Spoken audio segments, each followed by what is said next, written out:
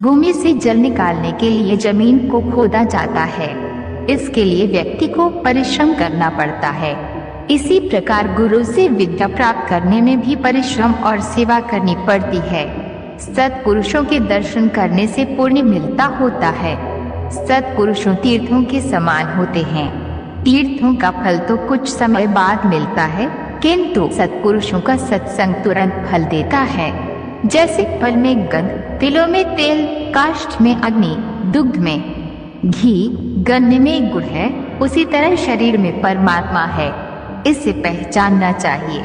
ईश्वर न लकड़ी में है, न रेत में, न प्रतिमा में, वह केवल मनुष्य भाव में है। अतः भावना ही प्रमुख है।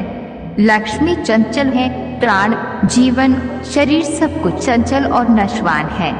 संसार में केवल धर्म ही निश्चल है। गरीबी, रोग, कष्ट, बंधन और अय्याशी सभी मनुष्य के अपराध रूपी पैर के फल हैं। कामदेव मनुष्य का सबसे बड़ा रोग है।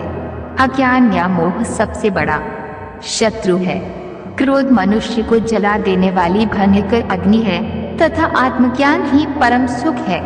ईश्वर का ज्ञान हो जाने पर शरीर का अभिमान गल जाता है। तब चित्त जहाँ भी जाता है वहीं ईश्वर में लीन जाता है। धार्मिक कथाओं को सुनने पर श्मशान में तथा रोगियों को देख व्यक्ति की बुद्धि को जो वैराग्य हो जाता है, यदि ऐसा वैराग्य सदा बना रहे तो भले कौन संसार के इन झूठे बंधनों से मुक्त नहीं होगा। जिसका हृदय सभी जीवों के लिए दया से वशीभूत हो जाता है, उसे ज्ञान, मोक्ष, जटा, मुंडन, भस्म लेपन आदि से क्या लेना।